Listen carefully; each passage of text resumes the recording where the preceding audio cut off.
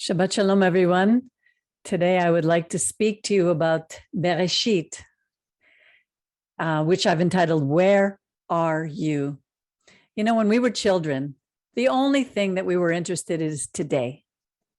And as we get older, if we're wise, we realize that we need to face our past before we are able to move on to a healthy future. That's what the Torah does for us. Before I came back to it, I spent years running from my past, even ashamed of it, not knowing that I had such a rich heritage. I think that my parents and my grandparents didn't pass it down to us simply because somewhere down the line, they also lost touch with their roots, the Torah. Here in Bereshit, we find ourselves at the beginning of all things. The Hebrew word Bereshit is translated in the beginning, although it doesn't have the Hebrew letter He, which means the, so it could mean in beginning or in a beginning. Mauricio also sent me many things from the Gemara about this very simple word. You know, I spent at least half an hour just reading the various opinions about this first word in the Torah. So I thought that if it takes that long to research, to think, and to speak about just one word, how many more gems could we find in the depths of the pages of the Torah? It's impossible in the few minutes that we have to speak about everything in the parashas that we bring every week. But in this one, certain things jumped out to me. Now, it's important to distance ourselves from what we hear others say about the Torah and to simply sit down in peace and quiet and read the words for ourselves. As I was reading, I tried picturing what was happening at that time. It was like watching a science fiction movie in my mind, imagining the darkness, the choshech, into which God introduced light, like a symphony of motion. I was surprised to see that on day one, light came into being before the two great bodies that reflect it were created, the sun and the moon. They were formed on the fourth day. Even more mystical was the fact that grass, herbs, and fruit trees were created on the third day, before the sun came into existence. Well, that would mean that vegetation doesn't depend upon the sunlight to grow. Rather, it depends upon the creator of all things. I'm pretty sure that the farmers can attest to that. Now, in verse 14, it says, "And God said, let there be lights in the expanse of the heavens to divide the day from the night, and let them be for signs, otot, and for seasons, moedim." Pay attention to those two words, they're important. So at first I looked at signs. I wondered, what kind of signs were they? Now we read about many signs in the Torah. The first one was the rainbow, the sign of God's promise to never again destroy the earth with a flood. Did you know the Shabbat is also a sign? We recite it in the Vishamru every Shabbat, when it says it's a sign between you and the children of Israel forever. And the word sign appears again in the Shema and the Ve'ahavta in Deuteronomy 6:8. "And you shall bind them," which is God's words, "for a sign upon your hand." Before returning to God's Torah, I used to look for signs in everything to help me make decisions. If a license plate said the right thing, I would follow that car. And let me tell you, I found them, although I was never quite sure that they were pointing in the right direction. And often they were not. That's why people are so hooked to astrology, because they're always looking for signs. It's so important for us to know where to look, the right place where the truth lies. The word moedim, which is also mentioned in verse 14, means more than seasons. They allude to God's 7 appointed festivals, his Moedim, that we would learn about later. Now, we just completed the last festival of the year cycle, Sukkot. It's so exciting to me that we know, it's so exciting to me to know that everything has a beginning. It doesn't come out of nowhere.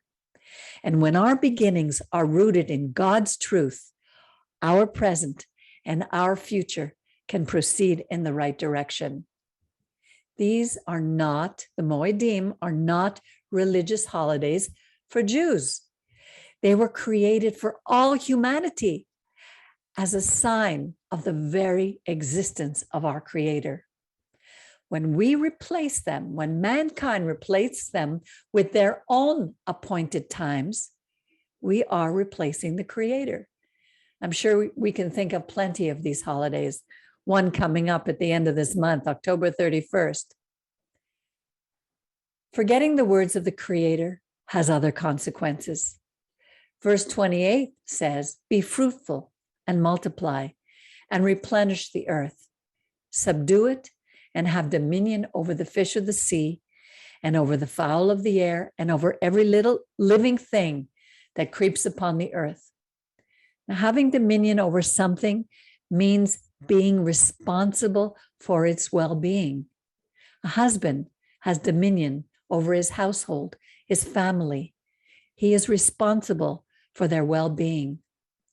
If only humanity was to listen and to obey just this, all our environmental issues, the problems that we have in the world for the environment would disappear. The next thing I gleaned from verse 31, which tells us that God saw everything that he made, and behold, it was very good. Now, how often do you and I complete a task and stop and say to ourselves, that was very good? I believe that this simple step is vital to our well-being. We are made in his image. He gave us qualities that are divine and deserve honor. It is so easy to tear ourselves down. Most of us, including me, do that daily in some small way. And I think women do it more than men. That's why it's so important to do as Rav Shaul wrote in 2 Corinthians 10, verses 3 and 5. For although we are human, it is not by human methods that we do battle. It is ideas that we demolish. Every presumptuous notion that is set up against the knowledge of God. And we bring every thought into captivity and obedience to him. Fear, anxiety, depression, insecurities, and on are related to our focus. Where is the main focus of our attention? If we remain focused upon what is going on in this crazy world, we will lose our heads. We need to focus upon the knowledge of God, as Rav Shaul said. Then we can do what we are called to do. As my good friend Mina says, don't worry, worship. I love that. Then I read verse 25 of chapter 2, after God created Adam and Eve. They were both naked, the man and his wife, and were not ashamed. Well, I began my drash today by saying that I had spent so many years running from my past because I was ashamed of things I had done. Instead of facing them and acknowledging them, I continued on the same path that Adam and Eve had taken when they both blamed the Creator as well as someone else. Adam blamed Eve, Eve blamed the snake for their choice. It was their choice to be disobedient. Remember, you and I choose to obey or disobey. God never accused them the way we constantly accuse ourselves. He simply asked them a question: where are you? He wasn't referring to a physical location. Rather, he was asking, Adam, where's your head? Adam replied, I heard your voice in the garden and I was afraid because I was naked, so I hid. I thought, what would make Adam afraid? Till that very moment, every experience he had with the Creator was good. So why would he hide? It seems that it's our very nature to run away from our fear or our shame, both of which are connected. Neither is caused by the Creator. He is more interested in our guilt. That is why the Torah teaches us to deal with our guilt. Guilt can be dealt with, while shame hangs over our heads like a dark cloud, bringing on depression and illness. The Creator asks us to bring guilt offerings to Him. They weren't for Him, they were for us. That's what we need to do. Bring these offerings to God. First, by doing so, we are acknowledging that our head and our heart are in the wrong place. And now we want to change our direction, to make restitution so we can begin again. Adam had the opportunity to answer God's question, where are you? But he didn't take it. In Bereshit, we also read about Cain and Abel, both bringing their offering of thanksgiving to the Creator. In so doing, they were showing him where they were. Cain brought the leftovers from his garden, while Abel brought the first fruits of his flock. Whenever we listen to a message about giving or tithing, we are being asked, where are you? Some people get upset, but unless the speaker is totally self-serving, they truly want the best for the person and their community. God is constantly asking us, where are you? How will we answer him? Will we answer him as Adam did? Or as Abraham, Jacob, Moses, Samuel, and Isaiah did many years later? Hineni, here I am. Do we bring to him from our best or from our leftovers after all our bills are paid? Do we get angry when confronted with it and react as Cain did? The beauty of the Torah is that it always has a happy ending and a new beginning. After Cain killed his brother, God didn't put him to death, although he did have consequences. Genesis 4:26 says, and to Seth there was born a son, and he called his name Enosh. Then men began to call upon the name of the Lord.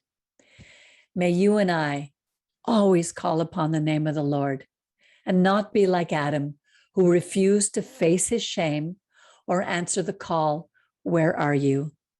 Instead, let us be like Abraham and the others who said, Hineni, here I am. Shabbat Shalom.